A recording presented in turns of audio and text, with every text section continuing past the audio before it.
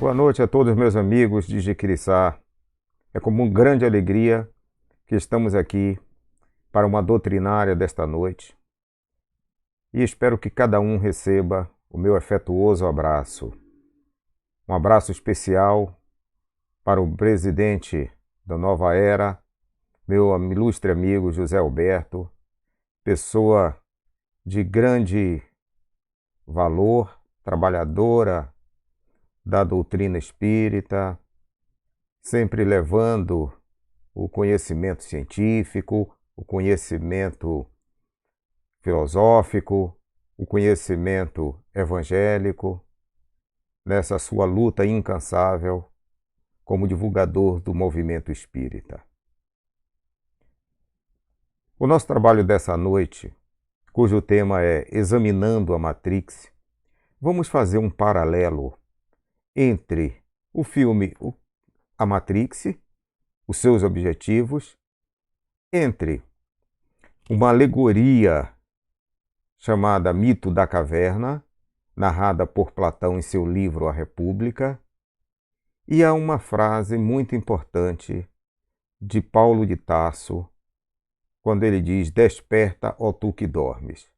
Vamos então fazer uma combinação dessas três situações, visando orientar a nossa reflexão da noite para os momentos que estamos passando e, no geral, como estamos vivendo no planeta Terra, principalmente como estamos vivendo aqui no mundo ocidental.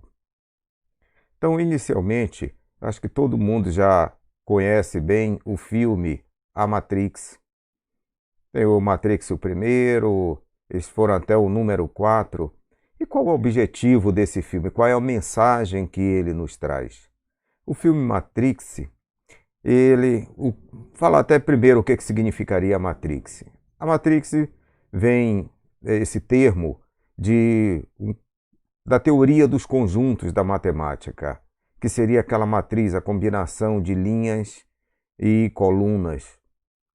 E esse nome Matrix, ele tem a ver com esse sistema binário de computador, que é onde fundamenta todo o desenvolvimento da tecnologia de computador, que é aquele sistema binário, embora isso não seja uma coisa muito nova, porque o próprio taoísmo já utilizava essa propriedade desse sistema.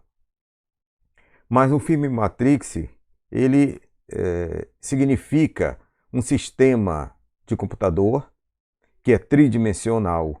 E esse sistema tridimensional, ele oferece a oportunidade para alguns que já estão sintonizados, aqueles que já estão mais despertos, para vivenciarem um novo caminho, uma alteração na sua vida, de forma a descobrir novos valores, aqueles valores que nós sempre chamamos a atenção a partir dos ensinamentos do Mestre Jesus, quando ele nos propõe a utilização de sentimentos de fraternidade, de solidariedade e o desenvolvimento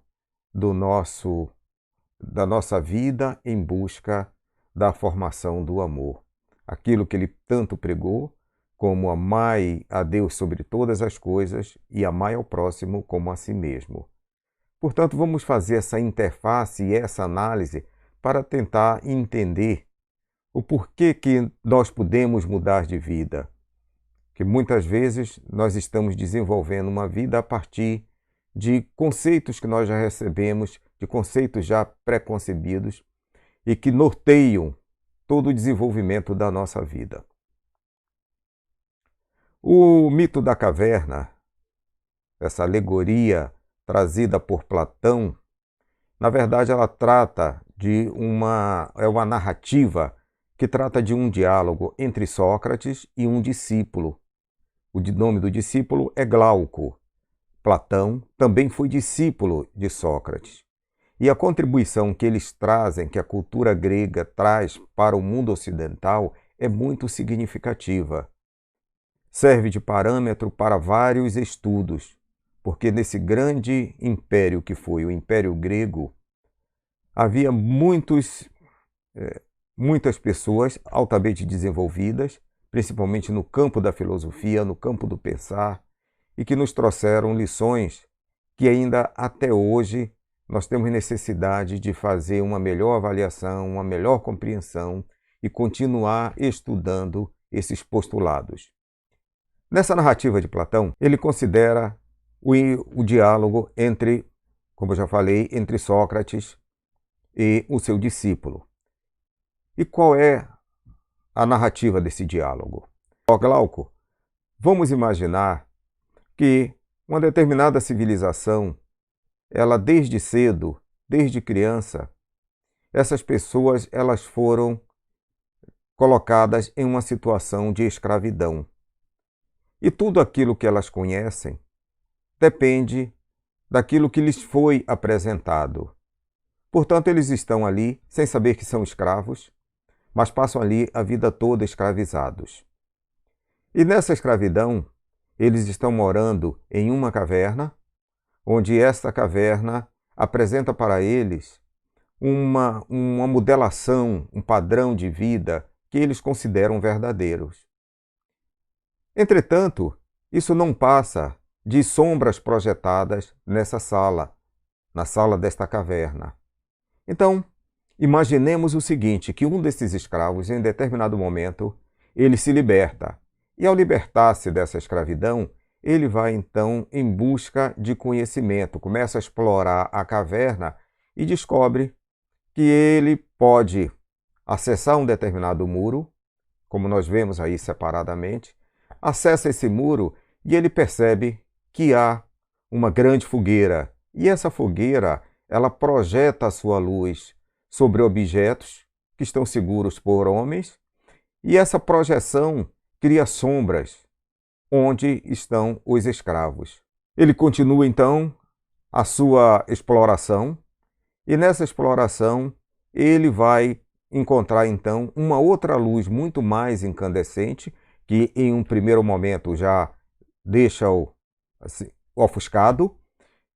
Entretanto, ele acostumando-se com aquela luz, ele vai perceber que essa luz ela é uma luz muito mais brilhante, muito mais intensa, e que ali se descortina toda a paisagem de uma vida real completamente diferente daquela vida dos homens lá que estão como escravizados.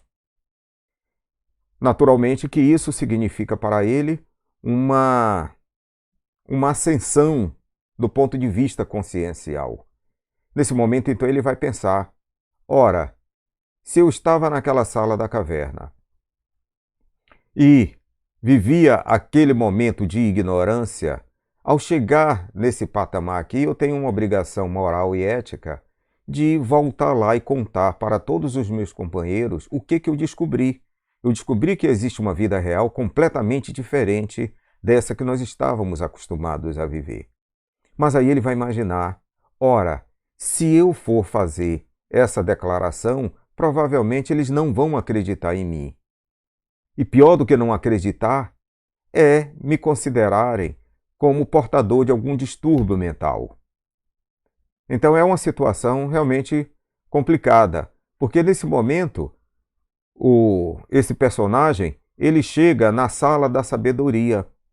Ele adquiriu essa sabedoria através do conhecimento que ele praticou. Praticando esse conhecimento, ele saiu dessa sala da ignorância. Portanto, essa metáfora, ela nos leva a entender de que há personagens que não conseguem sair dessa sala da ignorância. E nós sabemos perfeitamente que o preconceito, ele é fruto da ignorância. As pessoas ainda vivendo em uma fase de falta de conhecimento, normalmente elas são instadas a procederem de uma forma preconceituosa, porque ela conhece aquele mundo apenas. É só aquele mundo que ele conhece. Então tudo aquilo que chega de novo, naturalmente, que eles não têm a capacidade de processar, a capacidade de entender, e aquilo que não faz parte daquele universo certamente que eles não vão considerar como uma verdade. E isso acontece com muitas pessoas na civilização. É exatamente essa metáfora do mito da caverna. Então, essa alegoria tenta nos mostrar exatamente isso.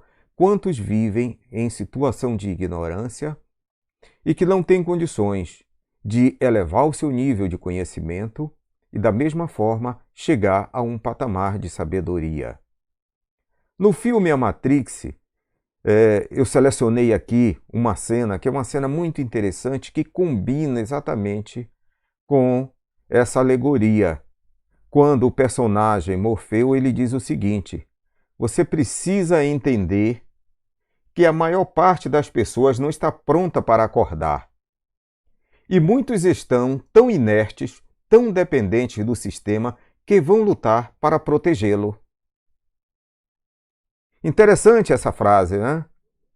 Então ele tenta nos alertar de que a maioria das pessoas, elas não estão em condições ainda de despertamento, ainda estão num processo muito de dormência, processo esse que vem sendo alertado ao longo dos séculos, através dos grandes avatares que têm nos chegado com essa informação, com essa instrução.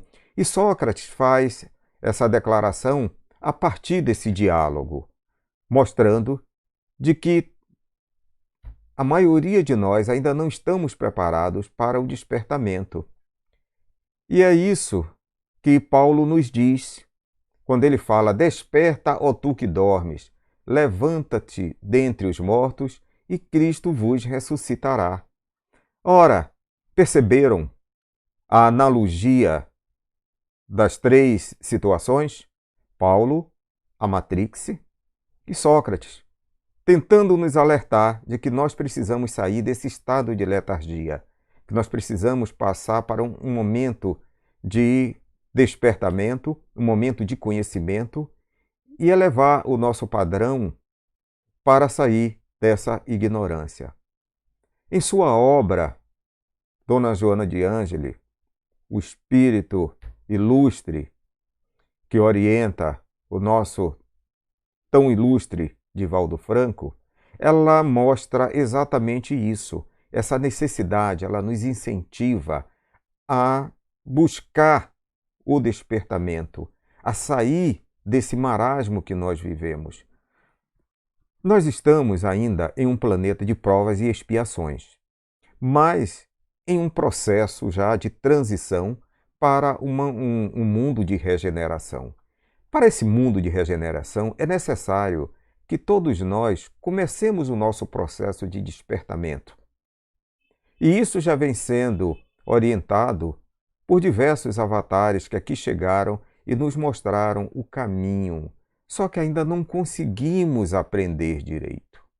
Não conseguimos, mesmo através dos movimentos a favor do despertamento da consciência, nós não temos conseguido ainda adotar essa postura. As instruções do Mestre Jesus são claras a esse respeito. As instruções advindas, também da filosofia oriental, também são muito claras nesse sentido de nós nos aprimorarmos dentro desse processo de elevação consciencial. No filme Matrix, a pílula azul representa manter-se no mesmo estado de letargia. E a pílula vermelha representa um novo caminho, experienciar um novo patamar mental, um novo horizonte, buscar um conhecimento. Então, essa é a proposta de uma forma simbólica, mas tem a finalidade desse despertamento a cada um de nós. Então, esse cineasta ele estava muito sintonizado quando ele propõe essa solução, quando ele propõe essa ideia de nós buscarmos novos caminhos. Porque a todos é possível a mudança para um novo caminho a partir do nosso processo de despertamento. Então, a pílula vermelha, ela representa um novo caminho, isso no filme. Mas será que nós estamos nos aproximando de usar essa pílula vermelha? Até que ponto nós estamos buscando o conhecimento para sair da sala da ignorância. E assim, através de muito esforço, através de desafios, chegar à sabedoria, chegar a uma vida mais plena, de valores perenes. Portanto, a forma como nós enxergamos a vida, ela é muito pessoal, ela é individual. A percepção da realidade, ela é muito particular, porque depende muito do conjunto de informações que nós dispomos. Nós só podemos raciocinar, pensar a partir daquilo que nós conhecemos, a partir daquele universo que nos é familiar.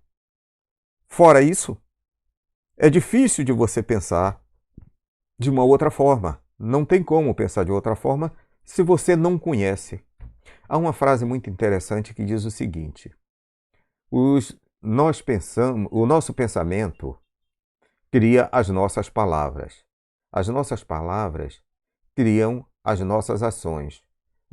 As nossas ações criam nossos hábitos. Os nossos hábitos criam os nossos valores. E os nossos valores criam o nosso destino.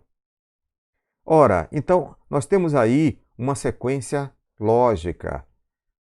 Portanto, o destino de cada um de nós, ele está condicionado àquele conjunto de informações que cada um dispõe. Mas como é que ele dispõe desse conjunto de informações? Dispõe pela própria vivência dele. Nessa cena aqui, uma criança, o personagem principal, que é o Neil, ele entra em uma sala e encontra uma criança com uma colher, e essa colher ela começa a se dobrar. Ele fica olhando, pensativo, a criança então entrega para ele a colher e aí diz para ele: olha, nem tente entortar a colher. O que você tem que fazer é modificar a sua mente. Dobre a sua mente. Então esse é o salto que nós precisamos dar. É dobrar a nossa mente para poder enxergar aquilo que não é possível enxergar com os olhos físicos. Então, percebam nesse desenrolar como a proposta do filme ela é uma proposta muito generosa. É uma proposta que nos permite raciocinar para mudar a nossa forma de pensar.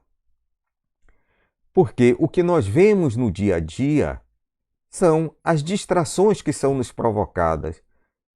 Liga-se o aparelho de televisor para se ter informações, mas na verdade eles estão sintonizados apenas em distração, em divertimento. E isso leva as pessoas a manterem o mesmo padrão de raciocínio.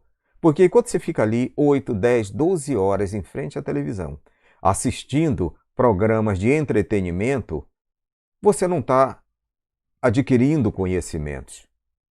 E o conhecimento, onde é que fica? A importância do conhecimento na formação de cada um de nós.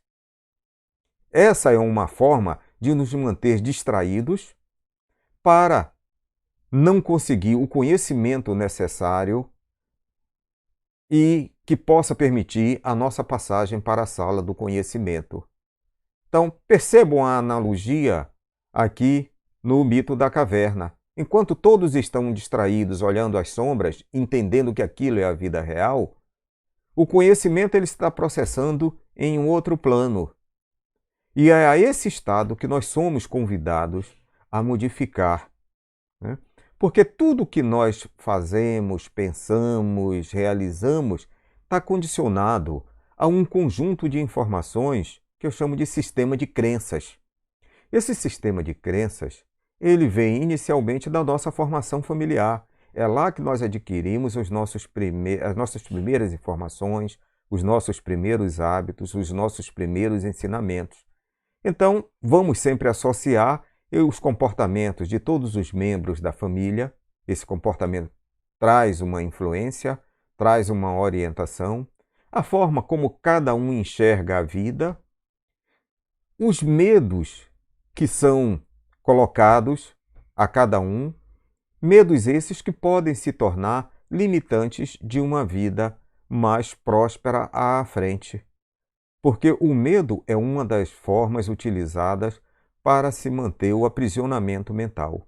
Então, nós temos o sistema de crenças que nós recebemos no ambiente familiar, nós temos um sistema de crença que nós recebemos na nossa formação escolar, no nosso ambiente escolar, através da definição de uma profissão, através da cultura que essa profissão nos traz, através da nossa experiência profissional, da convivência com os colegas no ambiente profissional.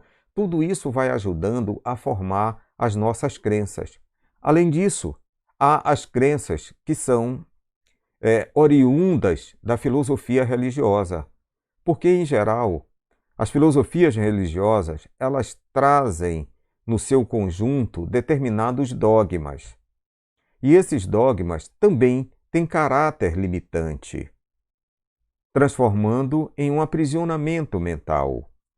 É necessário que, para que se adquira novos conhecimentos, sejamos homens livres, homens que utilizem melhor o livre-arbítrio, para assim poder acessar novos conhecimentos.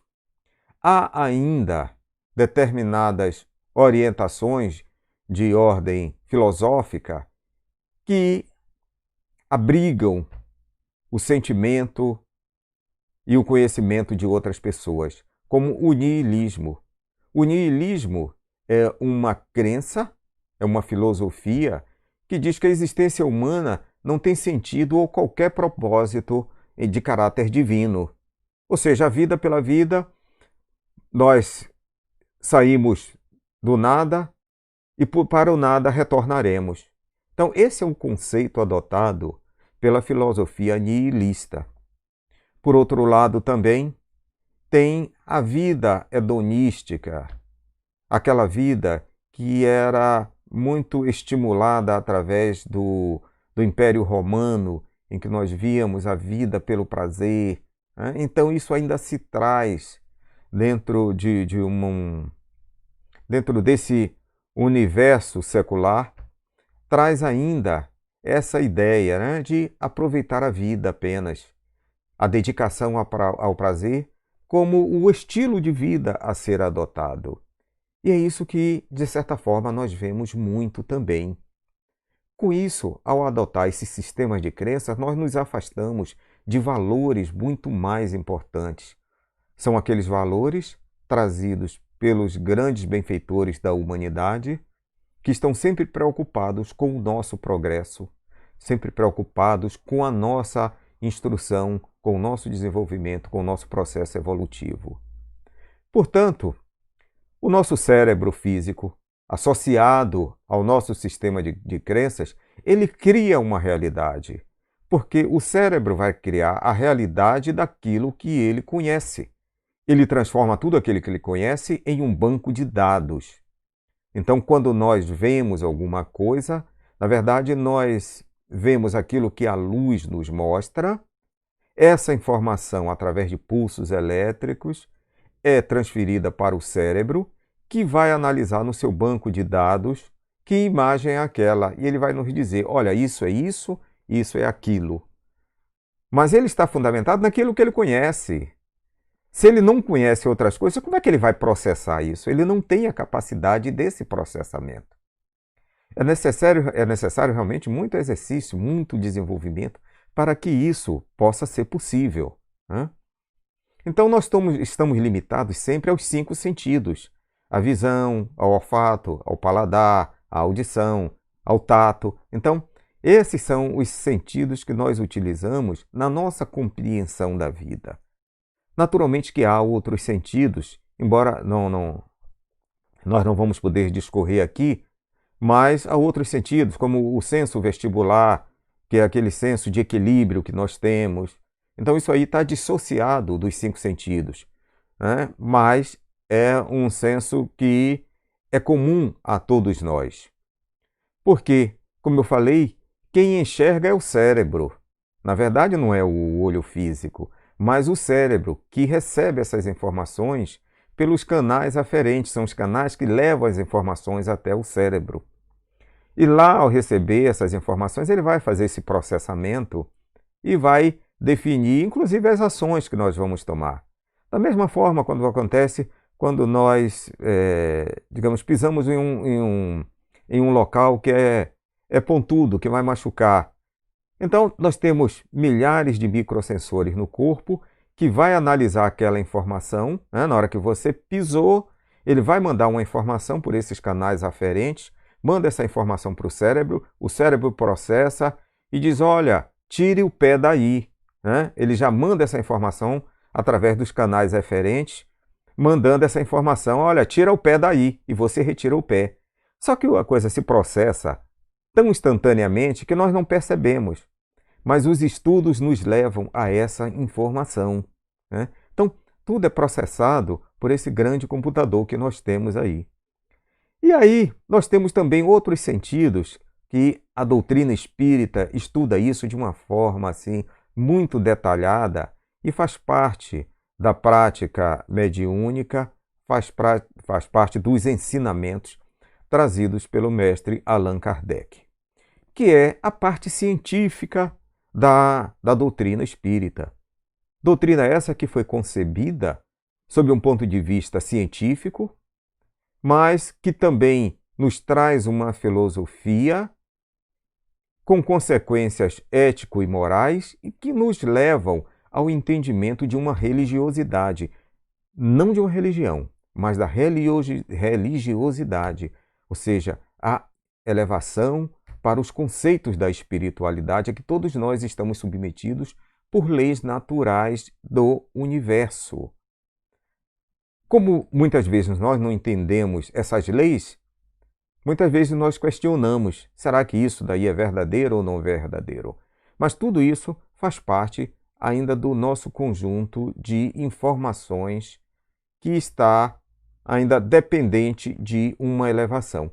Então, dentre esses sentidos, nós podemos citar a psicografia. A psicografia é a técnica de escrever textos através de uma entidade, de um espírito de luz que traz essa informação, e a técnica de escrever é chamada como psicografia. Nós conhecemos aí muitos livros aí são psicografados. O ilustre Chico Xavier psicografou mais de 400 livros. Livros de um cunho científico, tecnológico, de um cunho evangélico muito profundo, que só mesmo saindo de mentes brilhantes para esse nosso conhecimento. Temos a mediunidade intuitiva, que é aquela intuição que muitas vezes é natural à maioria das pessoas, essa intuição. Quando nós pensamos, olha, eu não vou por essa rua, eu vou por essa aqui. Então, isso é a intuição que nós recebemos, e há aquelas pessoas que têm esse fenômeno muito mais apurado, muito mais evidente. Né? A isso nós chamamos de mediunidade de intuição. Aí nós temos a mediunidade de audiência, que é a capacidade de ouvir informações que são trazidas de uma outra dimensão. A vidência, né, que é, através também desses mecanismos da mediunidade, se enxergar imagens não com o olhar físico, mas como uma tela mental, através da interpretação mental cérebro. Então, nós conseguimos fazer essa conexão para os médios que são médios videntes. Né?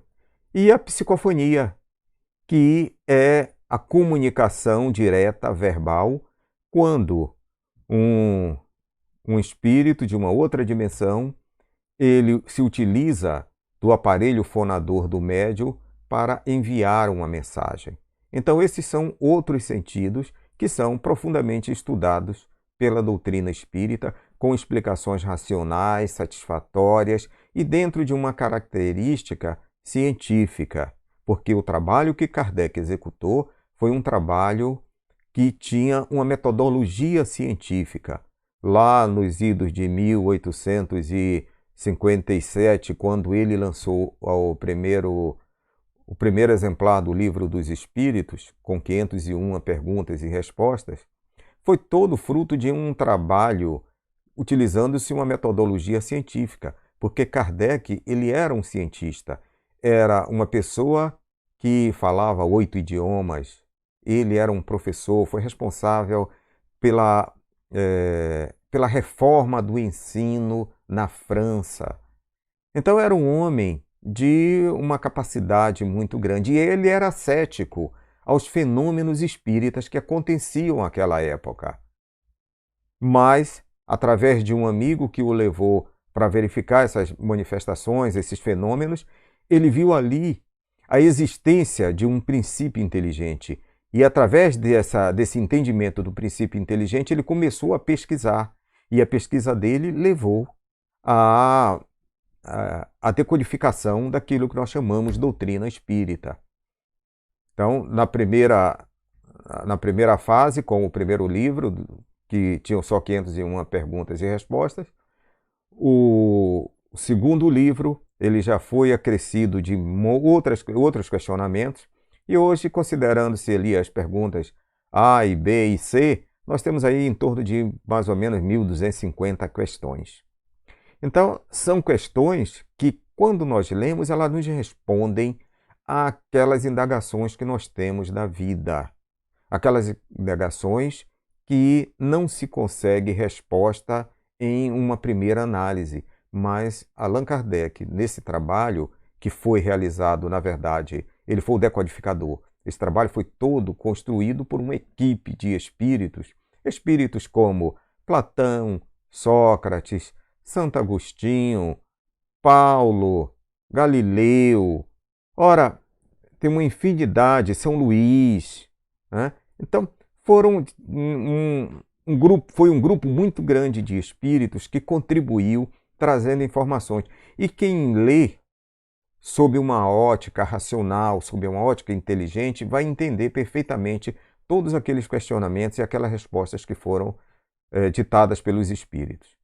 E nós temos ainda os sentidos que são considerados de ordem parapsicológica, que são os sentidos, por exemplo, da clarividência, que não depende da presença de nenhum espírito, isso do próprio corpo físico da pessoa, ela consegue enxergar a luz do dia, ou também a clareaudiência, que ela também consegue ouvir sem nenhuma interferência espiritual. Isso já está vinculado ao próprio mecanismo físico dele, né? O próprio mecanismo físico dessa pessoa. Portanto, aquilo que o homem não enxerga, para ele não existe.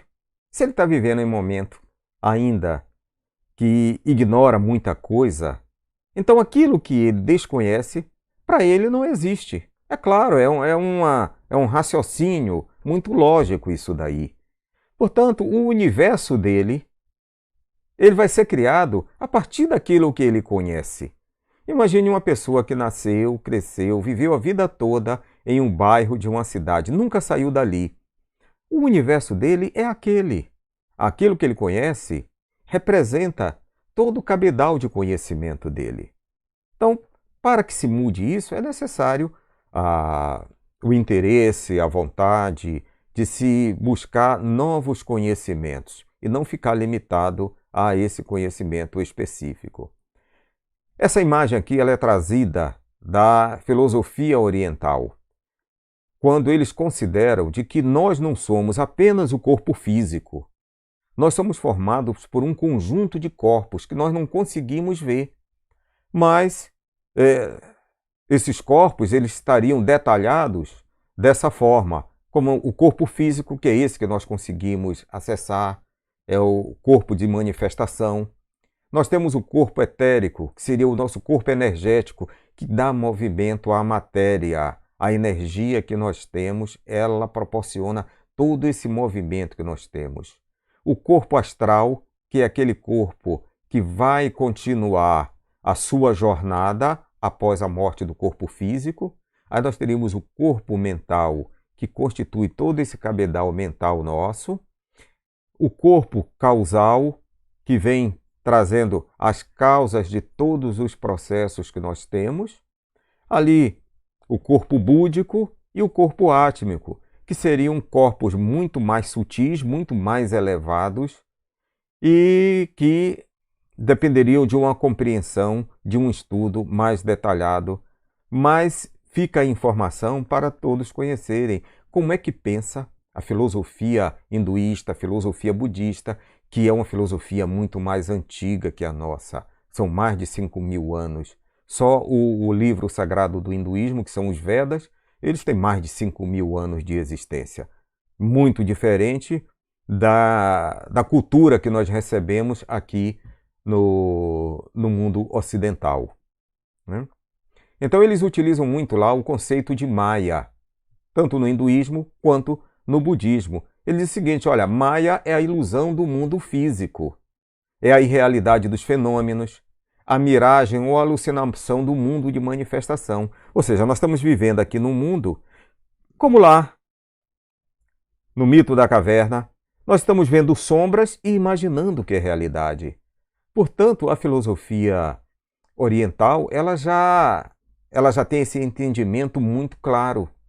Então, para eles, há um mundo invisível que representa a realidade da vida. Sócrates já propagava a ideia da imortalidade da alma, e isso há 2.500 anos atrás. Portanto, não é a imortalidade da alma um pressuposto da doutrina espírita, não. Isso já é trazido através das diversas culturas, da cultura oriental e a influência que a cultura oriental teve principalmente no Egito, na Grécia. Isso era uma coisa normal. Tanto é que quando Cristo aqui esteve, quando ele, 2.000 anos atrás, ele nasceu num ambiente judeu, mas era um senso comum a imortalidade da alma, não se questionava isso. Tanto é que Cristo nem falou nesse assunto, porque era um assunto corrente. Então, nós temos uma informação no mundo ocidental, mas que foi-nos, assim, sonegada essa informação. Porque quando nós recebemos essa cultura trazida dos portugueses, dos espanhóis, já tinha havido uma modificação no pensamento, né? Então, tudo aquilo que já existia lá em Israel, isso daí já era um consenso. Todo mundo conhecia de uma forma natural essa imortalidade da alma. Portanto, esse ensinamento trazido lá da filosofia oriental, ela orienta nesse sentido porque é bastante fundamentado e é muito racional em seus preceitos. O que se percebe é o seguinte, e isso o filme Matrix mostra. Ele mostra que há pessoas que, mesmo conhecendo que há um novo caminho,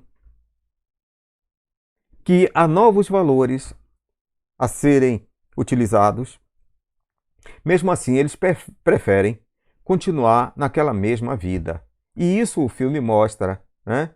De que mesmo sabendo, alguns preferem continuar a vida na Matrix, ou seja, a vida nesses padrões, assim, todos segmentados e que não despertam o seu padrão de consciência para novos ensinamentos, para novos conhecimentos.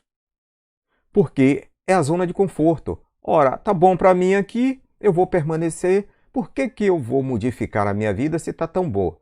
Eu ganho meu dinheiro, está tudo tranquilo, dá para eu pagar minhas despesas, dá para sobrar isso daqui, dá para eu construir mais uma casa aqui, mais outra ali. Então, por que eu vou ficar me preocupando em descobrir que existe uma vida muito mais profícua, muito mais profunda? Então, o filme ele mostra isso de uma forma bem clara, né? Retratando uma realidade que é vivida, né? Há algumas informações, por exemplo, de que 77% da população da Terra encontra-se em processo de dormência. Apenas 23% está num processo de despertamento ou despertado. Se nós temos aí cerca de 8 bilhões de pessoas, 77%, quanto que representa? Quase 6 bilhões de pessoas ainda necessitando despertar para novos valores. Que é isso que tem sido trabalhado de uma forma intensiva por algumas pessoas dedicadas, como o meu amigo José Alberto. Então ele está dedicado exatamente a levar essa informação às pessoas, para fazer com que as pessoas possam elevar o seu padrão de pensamento, de conhecimento, tanto do ponto de vista evangélico, como filosófico, como científico. Porque, percebam, nós estamos muito vinculados, hoje principalmente, às redes sociais. Quantas pessoas ficam horas e horas durante o dia nas redes sociais, que é uma outra forma de entretenimento, de distração, desviando muito das ações que são mais necessárias. O controle da mídia nos trazendo as informações, as notícias que eles acham que nós devemos consumir. Então nós precisamos acordar exatamente para isso. Será que o que eu estou consumindo através da mídia é a realidade? Por que eles não me trazem outras informações? São sempre as mesmas informações. Será que isso que eles estão trazendo está me ajudando? Ou está formatando a minha cabeça? Quando se assiste programas de reality shows, que não é só no Brasil, esse é um modelo trazido de outros países. O que é que eles estão fazendo com isso? Mantendo as pessoas dentro de um padrão. Olha, não pensem, continuem fazendo isso aqui. Os vídeos que são processados hoje para as crianças estão sendo criadas através de vídeos. E qual é a informação que está sendo colocada na cabeça dessas crianças? É uma coisa que nós temos que nos preocupar. Então nós temos que nos preocupar com essa Matrix. Por isso o tema Examinando a Matrix. Vamos examinar de que forma nós estamos enquadrados. De que forma nós podemos sair dessa situação? Primeiro a gente precisa tomar consciência de que nós estamos vivendo um mundo de enquadramento. Esse é o primeiro passo. E a partir daí, de acordo com o interesse, a vontade de cada um, aí sim ele vai pensar, olha, vou começar a raciocinar, será que isso aqui tem razão? Será que isso não tem? De que forma isso pode contribuir positiva para mim? De que forma isso não contribui positivamente? Então, como é que nós podemos fazer para sair desse estado de letargia, esse estado de sonambulismo que nós estamos vivendo ainda? Então, nós precisamos, de acordo com os mestres instrutores, acordar, mudar o nosso posicionamento, questionar, desenvolver novos conceitos, buscar novas orientações, novas instruções. Então, como é que nós podemos fazer para sair desse estado? Eu poderia sugerir o seguinte: a expansão da mente, ela pode ser realizada através de novas vivências. Quando nós realizamos novas experiências, nós estamos em um processo de expansão da nossa mente. Quando nós lemos um novo livro, nós expandimos a nossa mente. Quando nós questionamos, nós expandimos a nossa mente. Quando nós viajamos, nós trazemos informações novas que vão contribuir para uma revisão do nosso sistema de crença.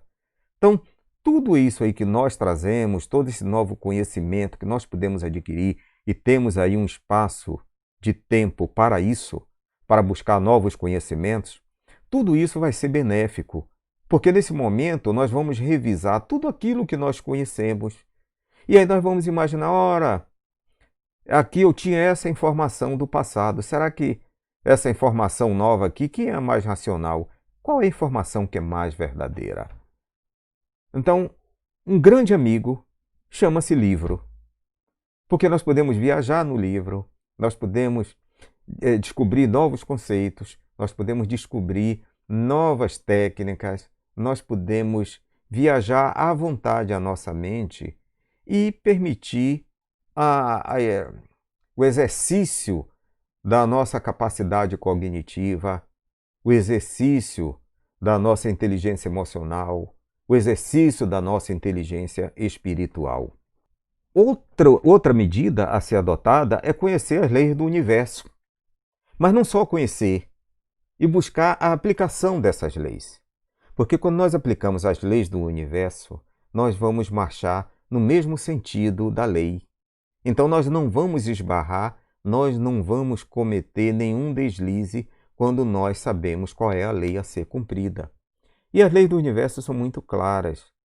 Mas será que nós conhecemos mesmo? Não é bom explorar um pouco mais esse tema? Então, talvez até em uma próxima oportunidade de falar com todos, eu possa trazer um tema dessa natureza. Conversar sobre essas leis às quais todos nós estamos submetidos. Porque são as leis que regem toda a nossa vida. Há leis que são universais, né? Tanto do ponto de vista físico, científico, do ponto de vista ético, do ponto de vista moral. Então, nós estamos envolvidos nessas leis que são orientadas pela divindade maior, pela energia criadora.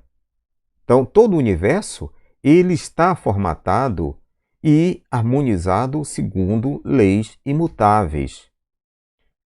Porque tudo no universo é energia. Tudo é onda, tudo é atômico, tudo é informação. Os estudos da física quântica demonstram isso aí de uma forma muito clara. Eles trazem essa informação através dos físicos quânticos que têm aí trabalhado em experiências laboratoriais, nos trazendo essas informações assim que permitem racionalizarmos e entendermos de que forma nós podemos agir, de que forma age o nosso pensamento, né? Até que ponto o nosso pensamento ele interfere nas ações, nas nossas ações. Aqui é uma imagem que representa esse grande átomo, né? Grande porque tudo no universo é atômico, tudo é baseado no átomo. Essa ideia do átomo é trazida ainda da Grécia Antiga, através de filósofos como Leucipo, Demócrito, que o próprio termo átomo diz o seguinte, é não divisível, ou seja, a menor partícula. Só que isso está sendo estudado através da chamada física subatômica, ou física quântica, ou mecânica quântica, e tem demonstrado a interferência do homem através do pensamento, já que tudo é formado através de átomos, e átomo é energia. E cada vez mais as pesquisas estão se aprofundando nesse sentido. E aí mostra claramente qual a posição do nosso pensamento sobre as coisas. Que a energia mais elevada que existe é a energia do nosso pensamento.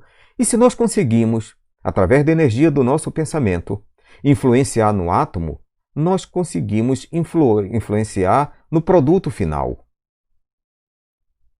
Aquilo que nós pensamos, ele vai se plasmar de alguma forma, ele vai plasmar no universo.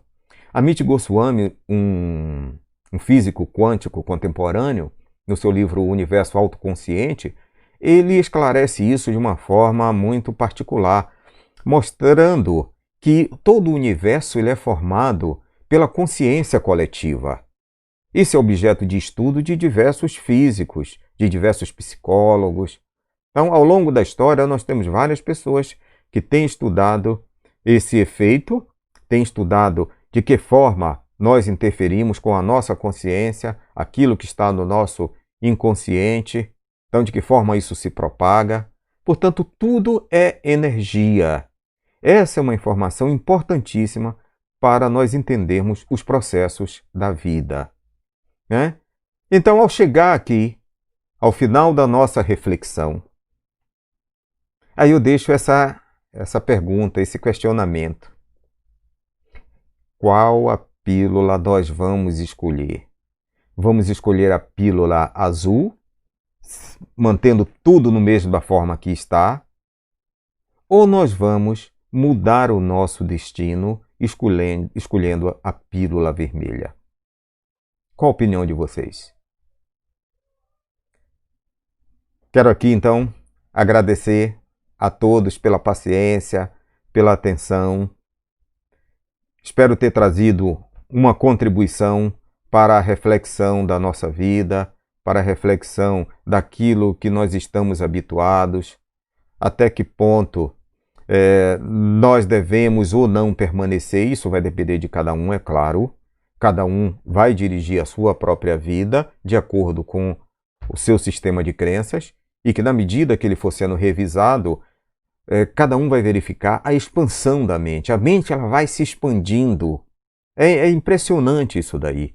A gente lê um livro, lê o segundo, lê o terceiro e vai se habituando a isso. Ora, e a nossa mente ela vai expandindo cada vez mais. Quero desejar aqui o meu abraço para cada um de vocês, a cada um dos amigos que aqui está presente, a todos os trabalhadores da comunidade Nova Era. Um abraço para o meu amigo e irmão Zé Alberto. E